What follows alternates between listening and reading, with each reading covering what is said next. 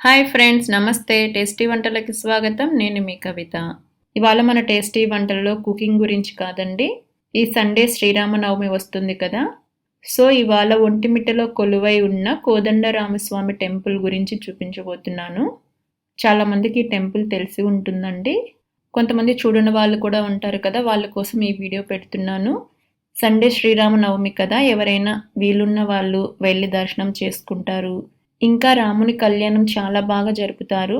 So ఎవరికైనా వీలుంటే వెళ్ళి చూస్తారనే ఉద్దేశంతో ఈ వీడియో చేస్తున్నాను. ఇది స్టార్టింగ్ ఎంట్రన్స్ అండి. ఇక్కడ బోర్డు ఉంటుంది, శ్రీ కోదండరామస్వామి టెంపుల్ ఒంటిమిట్ట అని. ఇక్కడ నుంచి ఎంట్రన్స్లో స్టెప్స్ ఎక్కి వెళ్ళొచ్చు. కాళ్ళు కాలకుండా మిడిల్లో మ్యాట్ లాగా వేశారు, తడిపి వేస్తారు, సో కాళ్ళు కాలవు. కడప నుంచి రాజంపేట వెళ్లే రూట్లో 20 కిలోమీటర్స్లో ఒంటిమిట్ట అనే ఊరు వస్తుంది. ఆ ఊరు స్టార్టింగ్ అంటే బస్ స్టాండ్లోనే మనకి టెంపుల్ కనిపిస్తుంది. ఆ టెంపుల్ చూడగానే మనకి కోదండరామస్వామి టెంపుల్ ఒంటిమిట్ట అని చాలా ఈజీగా ఐడెంటిఫై చేయొచ్చు. ఇది రోడ్లోకి అంత బాగా కనిపిస్తుంది. సో ఫస్ట్లో ఎంట్రన్స్లో ఈ విధంగా ఉంటుంది. లోపలికి వెళ్ళగానే ఇక్కడ పెద్ద ధ్వజస్తంభం ఉంటుంది. ఇప్పుడే లోపలికి వెళ్ళకుండా నేను చుట్టూ ఉన్నవి ఒకసారి చూపిస్తాను. ధ్వజస్తంభంకి లెఫ్ట్ సైడ్లో ఇక్కడ చూపిస్తున్నారుగా కౌంటర్ లాగా ఉంది. అక్కడ second Saturday and fourth Saturday Tirumala నుంచి లడ్డు తెప్పించి ఇక్కడ అమ్ముతుంటారు. ఒక్కొక్క లడ్డు 50 రూపాయలండి. ఆ కౌంటర్ నుంచి కొద్దిగా లెఫ్ట్ సైడ్లోనే ముందరకు వెళ్ళగానే ఒక ద్వారం ఉంటుంది. ఈ టెంపుల్కి టోటల్గా 3 ద్వారాలు ఉంటాయండి. స్టార్టింగ్ ఎంట్రన్స్లో అలాగే లెఫ్ట్ సైడ్ రైట్ సైడ్ 2 ఉంటాయి. ఇది లెఫ్ట్ సైడ్ ఉన్నది. ఇక్కడ నుంచి బయటకు వెళ్ళొచ్చు, లోపలికి కూడా రావచ్చు. ఇక్కడ నుంచి చూస్తే వ్యూ చూడండి, చాలా బాగుంది. ఇది మెయిన్ గోపురం. 2 పక్క పక్కనగా ఉన్నాయి కదా, అది మెయిన్ గోపురము, గర్భగుడి గోపురం. ఇక్కడ ఇదేమో ఎంట్రన్స్లో ఉన్న గోపురం. ఇది 2 ద్వారాలు ఉంటాయని చెప్పాను కదా, ఇది లెఫ్ట్ సైడ్ ఉండే గోపురం. ఇలా గుడి చుట్టంతా ఈ విధంగా ఉంటుంది. క్రౌడ్ అంత ఎక్కువగా ఉండదండి, నార్మల్ డేస్లో మామూలుగానే ఉంటుంది. గుడి చుట్టూ నడుస్తూ ఉంటే రైట్ సైడ్లో ఇంకో గోపురం వస్తుంది. ఆ ముఖద్వారాన్ని క్లోజ్ చేశారు, మరి ఎందుకు క్లోజ్ చేశారో తెలియదండి. ఆ ద్వారం పక్కనే ఇక్కడ శ్రీ రామలింగేశ్వర స్వామి అనేసి శివలింగం ఉంటుంది. చూడండి, చాలా చిన్న శివలింగం ఉంటుంది. అది కూడా లాక్ వేస్తున్నారు.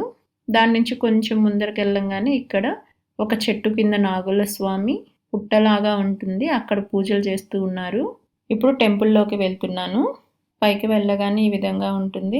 స్టోన్స్ చూసారా, అసలు కింద చాలా కూల్గా ఉంటాయి. అసలు కాలు పెడితే చల్లగా తగులుతూ ఉంటాయి. ఇక్కడ స్తంభం లాగా ఒకటి ఉంది కదా, ఇక్కడ చూపిస్తున్నదంతా ఒకటే స్టోన్ అండి. ఒక్క స్టోన్తోనే ఈ విధంగా చేశారు. చూడండి ఎంత అద్భుతంగా, అసలు ఎంత బాగుందో. అసలు లోపల చాలా కూల్గా ఉంటుంది. ఇప్పుడు నేను క్యూలో నుంచి లోపలికి వెళ్తున్నాను. గర్భగుడిలోకి వెళ్ళేటప్పుడు ఒక ఎంట్రన్స్ ఉంటుంది, దానిలో నుంచి లోపలికి వెళ్తే మీకు అక్కడ దేవుడు కనిపిస్తుందా, విగ్రహం కనిపిస్తుందా? లాంగ్ ఉంది కాబట్టి అంత కనిపించలేదు. అక్కడికి వెళ్ళగానే నన్ను ఇంకా కెమెరా స్టాప్ చేయమన్నారు. సో నేను ఇంకా షూట్ చేయడం ఆపేశాను.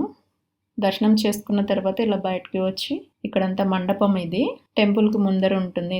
అంత ఖాళీ ప్లేస్, అందరు ఇక్కడ కూర్చుంటారు. చాలా చల్లగా ఉంటుంది, చాలా బాగుంటుంది. అక్కడి నుంచి లేవబుద్దే కదా, అంత చల్లగా బాగుంటుంది. గర్భగుడిలోకి ఎంటర్ అయ్యేటప్పుడు అటుపక్క ఇటుపక్క విగ్రహాలు ఉంటాయి. ఇక్కడ మండపంలోనే దర్శిత్ కూర్చున్నాడు చూడండి, అక్కడ చైర్ లాగా గుహలాగా చాలా బాగుంటుంది అక్కడ కూర్చోవడానికి. ఇంకా బయటికి వచ్చేసామంటే ఇక్కడ చూడండి 1356 ఇయర్లో శిలాశాసనాలు చెక్కారు. ఇక్కడ అన్ని నేమ్స్ అన్నీ ఉంటాయి. ఆ నేమ్స్ కూడా అసలు అన్నీ కనిపించవండి సరిగా, బాగా ఇదైపోయాయి. ఇది టెంపుల్ ఓవర్ వ్యూ. కడప నుంచి టెంపుల్కి వెళ్ళే దారిలో ఫస్ట్ ఇలా షట్టర్స్ లాగా వస్తాయి. ఇక్కడే శ్రీరాముని కళ్యాణం జరుగుతుందండి. చాలా బాగా చేశారు ఇక్కడ, చాలా పెద్దగా చాలా బాగుంటుంది. ఇక్కడ కళ్యాణం జరిపిస్తారు. టెంపుల్ ఏమో దీని నుంచి ఇంకొంచెం ముందరికి వెళ్తే టెంపుల్ వస్తుంది. సో ఇక్కడ కళ్యాణం జరుగుతుంది.